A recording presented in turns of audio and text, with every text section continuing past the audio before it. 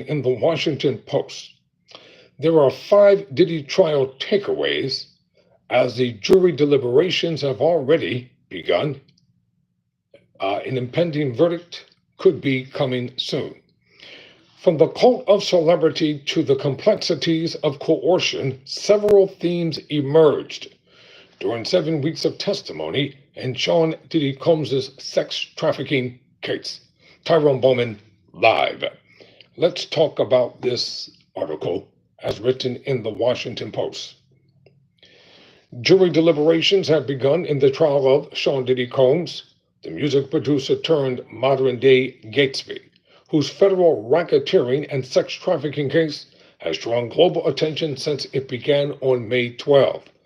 Combs, who's 55 years of age, faces 1 count of racketeering conspiracy, 2 counts of sex trafficking by force, fraud, or coercion, and 2 counts of transportation to engage in prostitution.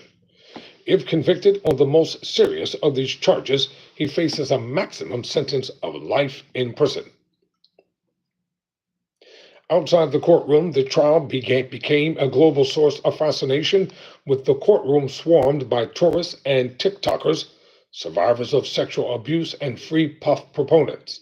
The proceedings were crashed by a heckler, and Ye, the rapper formerly known as Kanye West, Combs' mother Janice, and his adult children maintained a steady flow of support. In closing arguments, prosecutors argue that Combs was a man who would, quote, would not take no for an answer, end quote, relying on power, violence, fear, and an inner circle of employees to carry out alleged crimes.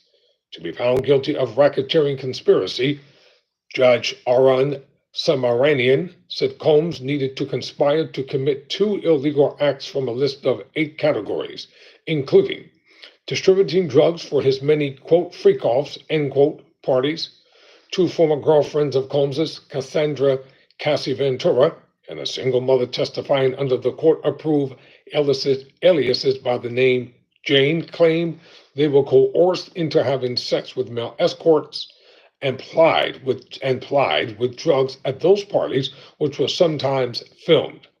Ventura, Jane, and the escorts were willing participants in these meticulously organized sexual activities, the defense team argued. Lead defense attorney Mark Agnifilio said in his closing arguments that prosecutors overreached by applying racketeering conspiracy, one of the most serious, complicated, comprehensive statutes on the books, to what was essentially personal use of drugs and threesomes. Beyond the specific charges in the case, certain themes have emerged from 28 days of testimony. Here's what we need to know. Number 1. A life revolving around freak-offs. Endless sexting, flight bookings, hotel arrangements, candles, baby oil, drugs, meals. Testimony and evidence shown ad nausea at this trial revealed just how extraordinary and involved Sean Diddy Combs' sex life was and how central it was to his existence.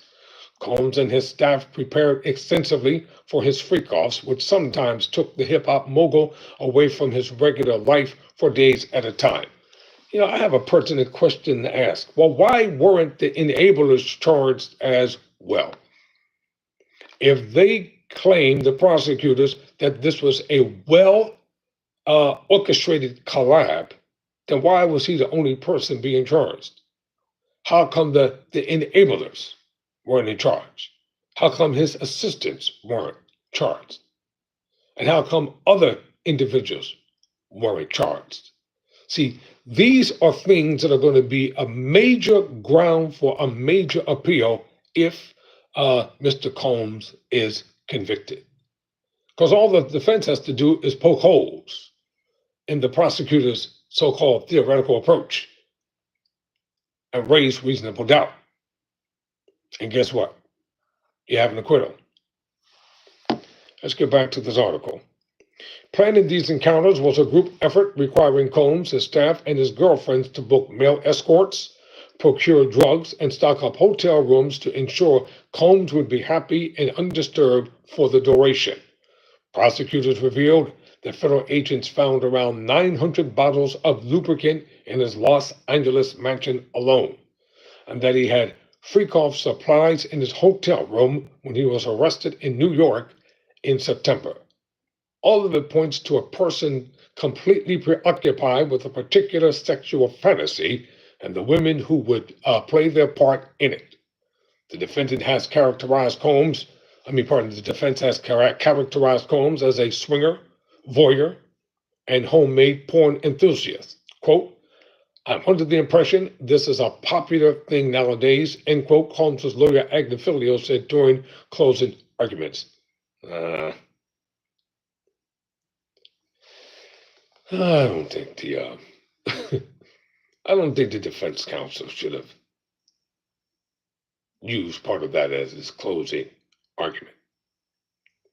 Okay, number two, the complexities of coercion. Both Ventura and Jane said they followed a freak-off script laid out by the hip-hop impresario, who they say gave them drugs such as ecstasy and GHB, which made them more compliant while also keeping them awake. Both testified that a freak-off wouldn't end until Combs decided. Both told Combs they found the experiences degrading and shameful, but they said they ultimately felt compelled to participate because of the love they felt for him and the specific ways he manipulated them.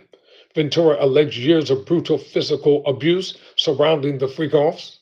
Jane said Combs discouraged her from using condoms with men she had sex with and alleged that Combs once forced her to perform oral sex on a man immediately after a physical fight in which he gave her a black eye and whelps.